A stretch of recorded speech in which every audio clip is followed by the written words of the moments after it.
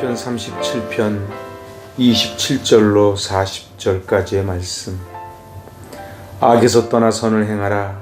그리하면 영원히 살리니 여호와께서 정의를 사랑하시고 그의 성도를 버리지 아니하심이로다. 그들은 영원히 보호를 받으나 악인의 자손은 끊어지리로다. 의인이 땅을 차지하며 거기서 영원히 살리로다. 의인의 입은 지혜로우며 그의 혀는 정의를 말하며 그의 마음에는 하나님의 법이 있으니 그의 걸음은 실족함이 없으리로다.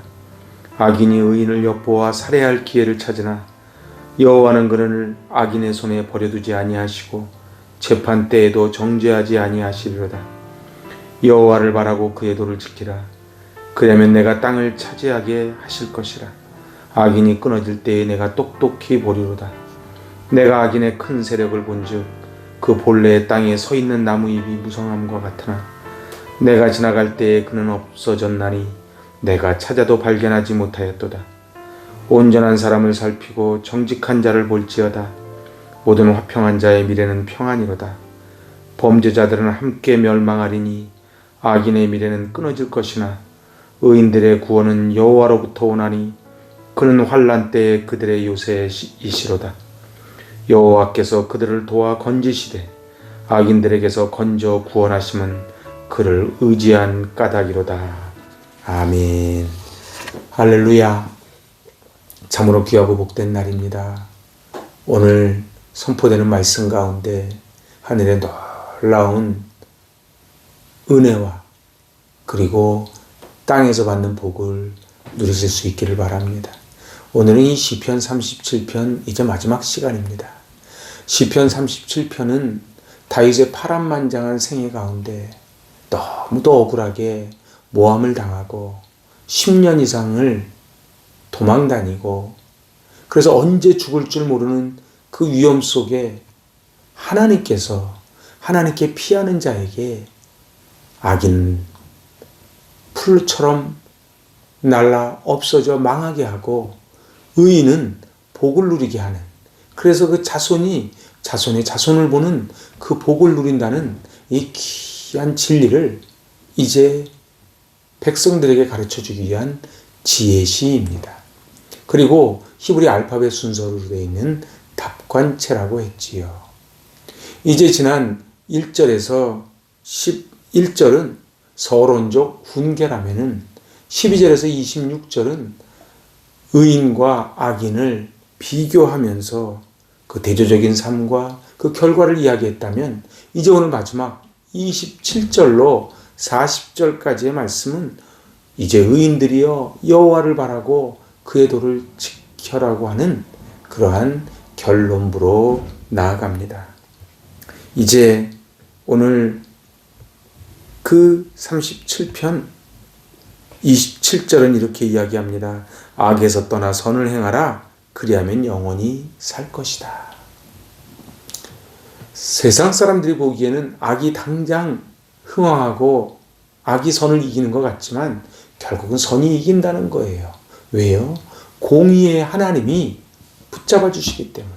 그래서 다윗은 말합니다. 24절입니다. 그는 넘어지나 아주 엎드러지지 아니함은 여호와께서 그의 손으로 붙드심이로다.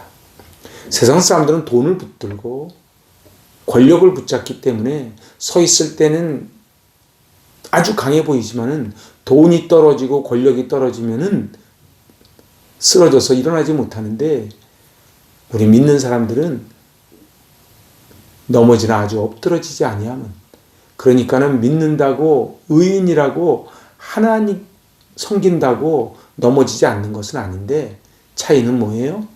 넘어지지만 아주 엎드러지지 않는다는 거예요. 왜요? 전능하신 하나님이 의로운 오른손으로 붙잡아 주기 때문이라는 것입니다. 이제 그리하여 그 복이 어디까지 가요? 28절에 하반절 영원히 보호를 받으나 악인의 자손은 끊어지리로다. 의인들은 하나님의 은혜와 보호로 인하여 보존되지만 악인들의 자손은 끊어진다는 것입니다. 사람의 행위는 반드시 그 후손에까지 영향을 미친다는 것이 성경이 말씀하는 진리입니다. 복이 무엇이 복입니까? 당대는 잘 사는데 그 후대가 바람이 나는 겨처럼 되면 그걸 복이라 그러지 않습니다. 하지만은 당장은 힘이 들고 고단하지만 그 자손이 복을 누리면 그러면 그걸 복이라고 하지요. 그 복을 누리는 것은 자손이 복을 받았다 그렇게 말씀합니다. 28절 여호와께서 정의를 사랑하시고 그의 성도를 버리지 아니하심이로다. 그런데 악인의 자손은 어떻게 돼요? 끊어지리로다. 그래서 자손을 보면 그 사람이 복받은 사람인지 아닌지가 판결된다는 것입니다. 이제 오늘 29절은 의인이 땅을 차지하며 거기서 영원히 살리로다. 유난히 성경은 땅이라는 단어가 많이 나옵니다. 신구약 다 합해서 약 2323번 정도 등장을 합니다. 그런데 도대체 이 땅을 차지하는 자가 누군가? 의인이 땅을 차지한다는 거예요. 땅을 차지한다는 것이 무엇일까요? 다윗처럼 왕에 오르는 것만 이야기하지 않습니다. 바로 천국을 차지하는 것입니다.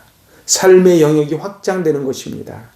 땅을 차지한다는 것은 한마디로 영육간에 풍성한 복, 자손의 복까지 누리는 것을 땅을 차지한다 표현합니다.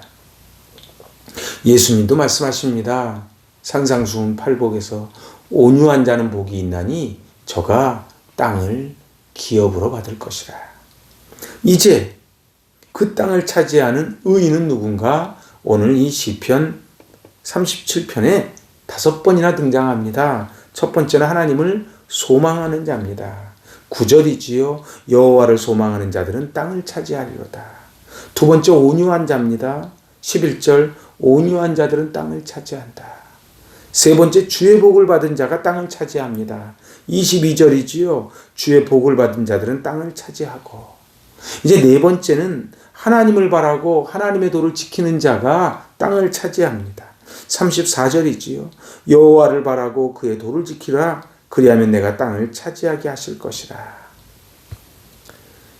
우리는 인생을 살아가면서 이 땅에서의 땅, 그리고 하나님 나라의 땅, 그 땅을 차지하고 우리의 영역이 확장될 수 있길 바랍니다.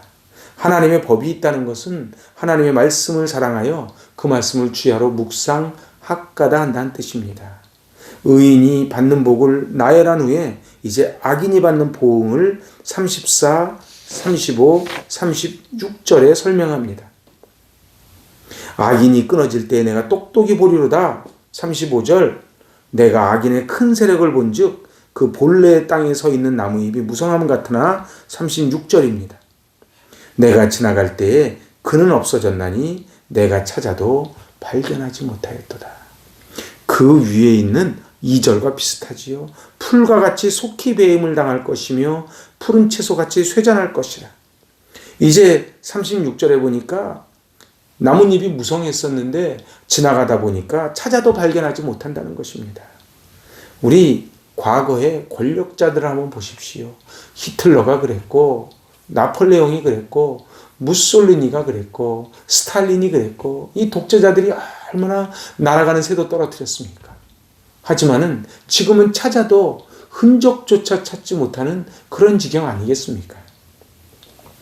그런데 악을 행하는 자들은 아무 까닭 없이 의인을 괴롭힙니다. 그런데 오늘 성경은 뭐라고 말씀하십니까? 그 악인들 때문에 분내지 말고 화내지 말고 그리고 불평하지 말고 시기하지 말아라. 오늘 다윗은 인생을 살며 안 거예요. 대표적인 예가 압살롬 사건입니다. 자기의 사랑하는 아들 그 압살롬이 자기 아버지의 등에 칼을 들이댔지요. 그런데 그 압살롬이 반역할 때 그 옆에 많은 사람들이 다윗에게서 압살롬으로 옮겨갑니다. 대표적인 사람이 아히도벨이지요. 하지만 압살롬과 아히도벨은 서로 마지막 시차를 두고 비참한 종말을 맞이합니다. 이것을 역시너지 효과라고 합니다. 사람이 만나면 시너지 효과가 나는데 악도 똑같은 시너지 효과가 난다는 거예요. 오늘 그리하여 오늘 하나님 말씀하시기를 악인을 부러워하지도 말고 악인을 보고 시기하지도 말아라. 오늘 의인은 자손들이 걸식함을 보지 못하고 땅을 차지하고 끊어지지 않고 그리고 그 자손들이 복을 받을 것이라. 사람들은 말합니다. 내 자손이 잘 되었으면 좋겠다고요. 시편 50편 15절입니다. 너는 환난 날에 나에게 부르짖어라. 내가 너를 구할 것이니 내가 나를 영화롭게 하리라. 네가 나를 영화롭게 하였으니 내가 너를 영화롭게 하리라. 이 부모님들은 이 하나님의 마음을 조금은 압니다. 그래서 하나님이 이 땅에 하나님과 인간 사이의 사랑의 흔적을 남겨놓은 유일한 흔적이 바로 부모님과 자식의 사랑입니다. 오늘 예수님 말씀하시지요. 너희 중에 누가 아들이 떡을 달라 하는데 돌을 주겠으며 생선을 달라 하는데 뱀을 줄 사람이 어디 있겠느냐. 너희가 악한 자라도 좋은 것으로 자식에게 줄 줄 알거든 하물며 천부에 계신 아버지께서 너희에게 좋은 것을 주시지 않겠느냐. 그렇습니다. 하나님은 우리에게 좋은 것을 주시기 위하여 우리를 훈련도 시키시고 당금질도 시키시는데 우리는 당장 눈앞에 보이는 악인이 잘 되는 것을 보고 하나님을 원망하기도 하고 악인을 시기하기도 하고 화를 내기도 하지요. 오늘 마지막 39절에서 40절 굉장히 중요합니다. 의인들의 구원은 여호와께로부터 오나니 그는 환난 때에 그들의 요새이시로다. 40절 여호와께서 그들을 도와 건지시되 악인들에게서 건져 구원하심은 그를 의지한 까닭이로다. 아멘. 의지했다는 그 이유 딱 하나밖에 없어요. 하나님께 피했다는 딱 그 이유 하나밖에 없어요. 근데 하나님이 우리를 요새가 되어주셔서 악인들이 침범하지 못하게 지켜주시겠다는 거예요. 우리가 넘어지지 않도록 우리를 의로운 손으로 붙잡아 주시겠다는 거예요. 달라 기가 막힌 운동에서 건져 올려주시고 라파 회복시켜 주시고 샬롬 평강의 복을 주신다는 것입니다. 오늘 이 시편 37편은 1절 2절과 39절 40절이 서로 대칭을 이루면서 같이 풀어갑니다. 이거를 수미쌍관식이라고 합니다. 머리 숫자 수, 꼬리 미자. 그래서 머리와 꼬리가 상관, 같이 관계를 맺으며 마무리한다는 것이지요. 1절과 2절은 악인이 잘 된다고 시기하거나 분노하거나 불평하지 말라. 그런 갑작스러운 멸망을 교훈했다면 오늘 39절에서 40절은 이제 악인들의 횡포 속에서 고난을 당하지만 하나님만 의지하는 의인은 결국은 하나님께서 요새가 되어주시고 건져주시고 붙잡아 주신다는 거예요. 그래서 이것이 1절, 2절, 39절, 40절이 수미 쌍관식으로 연결이 되어 있습니다. 문학적인 구조가 그렇다는 것이지요. 오늘 극심한 환난 가운데 하나님만 의지하기만 하면 하나님께 피하기만 하면 하나님이 나의 반석이요 나의 요새시요 나의 피난처시라고 고백하기만 하면 하나님이 모든 것을 책임져 주시겠다는 거예요. 악한 사람들은 무성한 잎처럼 번성해 보이지만 찾아도 발견하지 못할 정도로 속히 배임을 당하고 흔적조차 찾지 못하고 쓰러질 것이라고 말합니다. 악인들의 특징이 뭡니까? 견고하지 않다는 거예요. 모래 위에 지은 집과 반석 위에 지은 집은 겉에 보기엔 똑같지요. 그런데 견고한 것이 반석 위에 지은 집, 그리고 허물어지는 것이 모래 위에 지은 집입니다. 언제 압니까? 바람이 불고 창수가 나면 압니다. 그래서 시편 1편은 악인들을 바람에 나는 겨와 같도다. 복 있는 사람은요, 시냇가에 심은 나무, 뿌리를 깊이 내린 나무와 같다는 것이지요. 열매를 보면 그 나무를 아는 것입니다. 오늘 이제 이 시편 40편, 37편을 마치며 이 총 40절을 마치며 오늘 다윗은 우리에게 말합니다. 하나님만 의뢰하십시오. 하나님만 기뻐하십시오. 하나님께 길을 맡기십시오. 그리고 악인들을 보고 화내거나 불평하거나 시기하지 마십시오. 하나님 어디 계시냐 그러지 마십시오. 하나님은 반드시 의인을 책임져 주시고 반드시 그 자손을 복을 내려 주실 것입니다. 우리네 인생도 그렇지요. 주님께 소망을 두고 주님께 붙잡힌 바 된 인생이 복된 인생입니다. 오늘 하나님께서 우리로 하여금 그렇게 살도록 하시기 위해서 마음과 정성을 다해 우리의 가정과 우리의 일터와 우리의 교회와 우리의 목장과 우리의 삶의 자리에 우리를 심어주셨습니다. 자, 이제 많은 열매를 맺기 위해서는 믿음의 뿌리가 깊이 내려야 됩니다. 그러기 위해서는 하나님께 피해야 됩니다. 하나님만 의지해야 됩니다. 오늘 그래서 다윗이 고백한 것처럼 내가 하나님만 의지했을 때에 하나님께서 그 자손의 자손을 복을 주신다는 그 고백을 했으면 좋겠습니다. 우리 마지막으로 이사야 58장 9절입니다. 내가 부를 때에는 나 여호와가 응답하겠고 내가 부르짖을 때에는 내가 여기 있다 하리라. 얼마나 삶의 자리가 고단하고 힘드신지요. 하지만 하나님이 행하실 위대한 일을 기대하며 나아갑시다. 하나님은 결코 하나님께 의지하는 자를 외면하지 아니하시고 붙잡아 주시고 우리의 자손의 자손, 우리의 다음 세대에 책임져 주실 줄로 믿습니다. 아멘. 기도하십니다. 하나님 아버지, 주님께 피하기를 원합니다. 주님께 의지하기를 원합니다.